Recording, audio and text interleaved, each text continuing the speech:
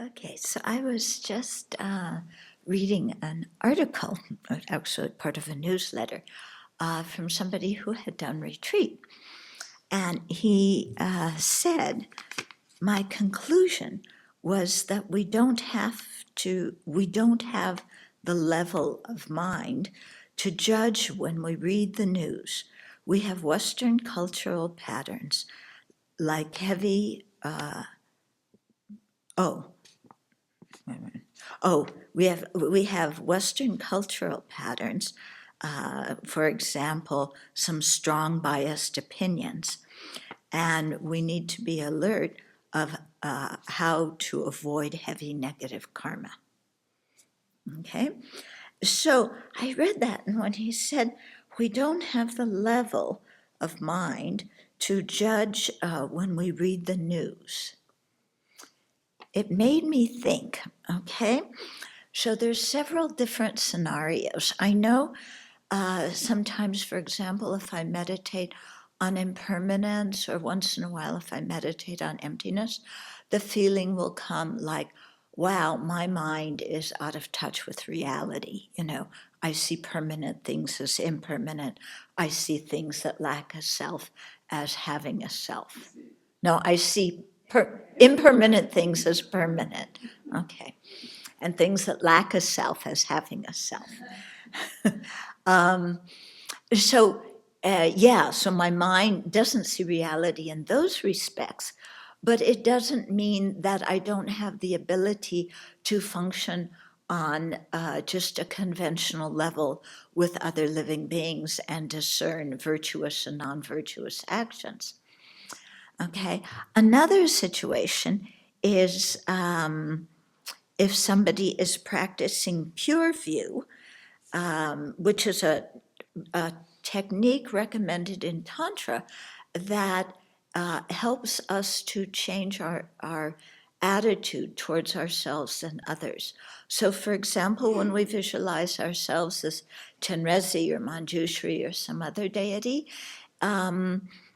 and we think of ourselves in that way, it doesn't mean that we are a deity. What it means is that we imagine being one, and that expands our mind to consider the possibility that we could become one. Because if you can't imagine being something, then you'll never become it. And similarly, we may practice pure view, not only of our spiritual mentor, but also of all sentient beings. In Tantra, you see all sentient beings and the environment with pure view. And this is designed as a way to keep us from getting angry and jealous. Okay? It doesn't mean that everything from its side is pure, because if our thinking of other sentient beings as Buddhas makes them Buddhas, then who are the sentient beings left to have compassion for?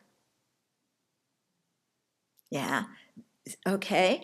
So I think my understanding of pure view isn't that something becomes, we don't see things as inherently pure, because that just entails more grasping at inherent existence.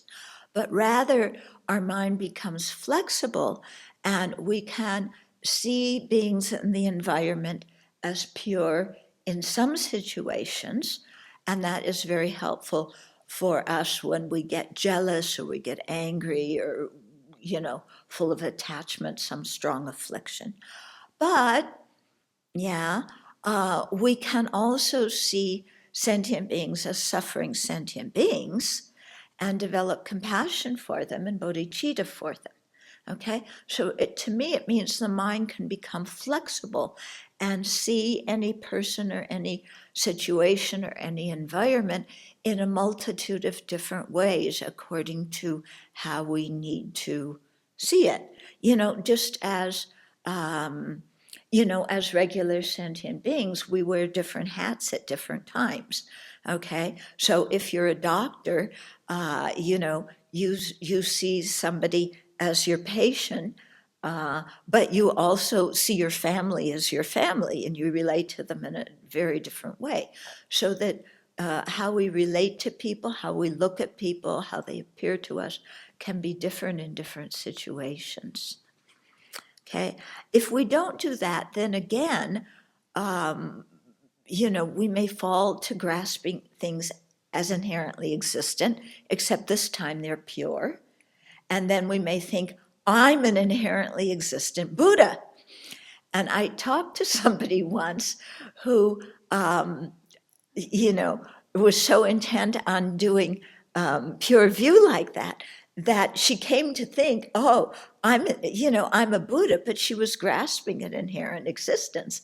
And that was clearly psychologically unwell, you know, because then you tend to think, oh, I'm a Buddha, so how come everybody's not relating to me as a Buddha? They should be. And of course, nobody is. Okay, so there's that problem. So then there's also the situation where they say, because we don't know who's a bodhisattva or a Buddha and who isn't, then we should be very careful at having judgments and towards other living beings. So again, this is a way to protect us against false projections and having distorted opinions and views about others. But it doesn't mean that we can no longer discern virtue from non-virtue. If that were the case, that you can't tell who's a Buddha and who's a bodhisattva, so you don't discriminate their actions at all, then the Vinaya can no longer function. Okay, because in Vinaya, you have to be able to determine if you broke a precept or if you didn't.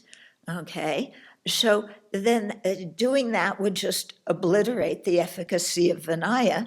And, the Sangha couldn't function. There would be no reason to do posada or confession or anything, because we can't have opinions about others. Maybe, we could have opinions about ourselves and confess things, but we couldn't take anybody else's, confession, and we couldn't enact the Sangha methods for ameliorating or amending transgressions, because we couldn't see anything, as having a fault. Okay, so in all these kinds of cases, I talked about 3 of them here, is what happens is if we don't understand it properly, it seems to me what we do is we negate conventional truths. And Jason Kappa was very adamant that in understanding emptiness, and that can also mean understanding Tantra, because Tantra is based on the realization of emptiness, that we don't abdicate, but there's abnegate too. Anyway, we don't dismiss conventional truths. Okay, we don't say they don't exist. We don't say things don't function, because the world doesn't function on pure view.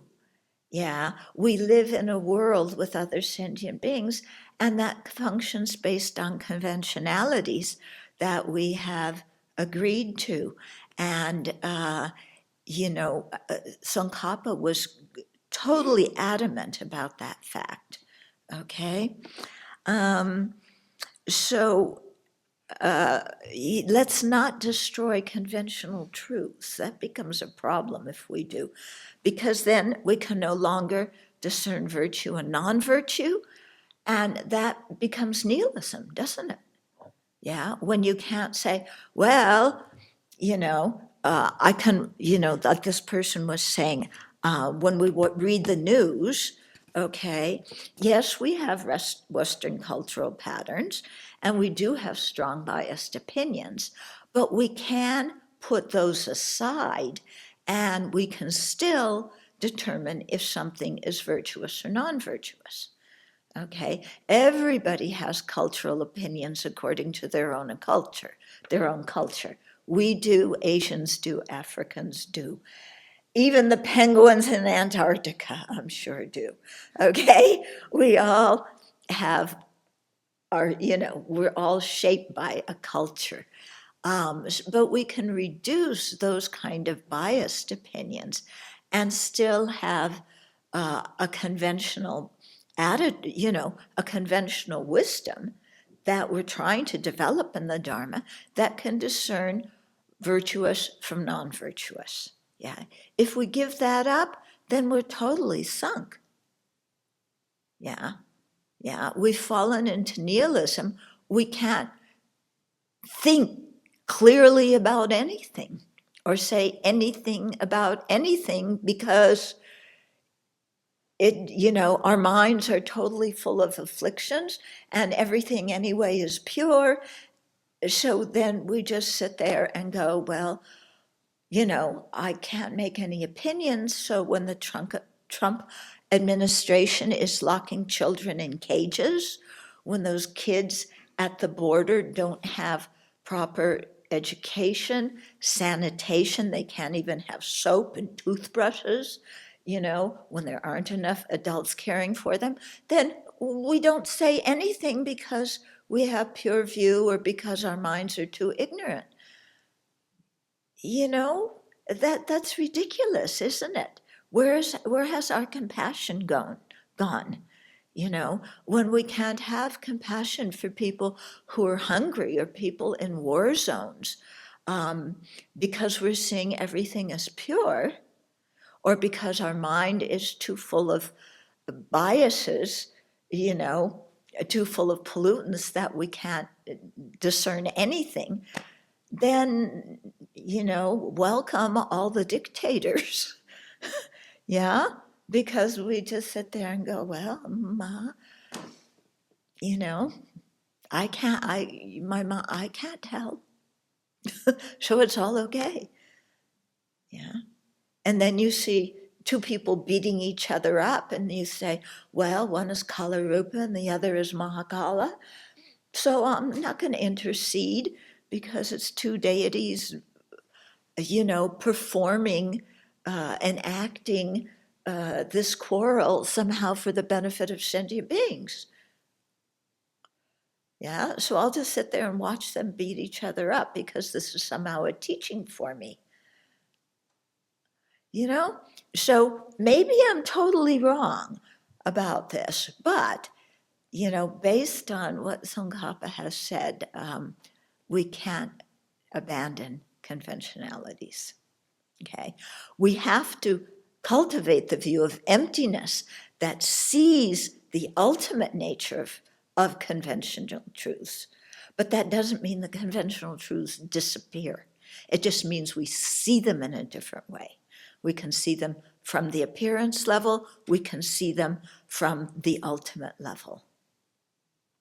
I was just thinking about, the safe course I'm facilitating this week is on the topic of emptiness. And it feels like 3 of the participants were writing about their own struggle with having negated conventional realities in the past, where they might think, oh, to overcome the view of the inherently existent I, then you go to the view of I have no needs. I just exist to please others, or, or they feel bad. One of them talk about how, oh, I had to put all this time into finding a new apartment and all that, and I don't have to feel bad about it. Mm-hmm. So, they felt bad about having very conventional needs. Yeah, or even one person who was kind of stuffing their anger, and I was like, well, you're an ordinary being. Anger is going to come up. The solution is not to shame yourself, but to acknowledge it's arising and then go and apply the antidote. Yeah, so it seemed to me those were cases of kind of negating a conventional reality that takes you off the path, actually. Yeah. Or certainly misunderstanding things. And, for example, sometimes when we see our own self-preoccupation, then instead of seeing the self-preoccupation as an enemy, we say, I'm a bad person for having it. And that's not the meaning of what the Buddha said. That's completely a wrong understanding. So it's very important in all these situations to really check and see that we're reaching the right conclusions.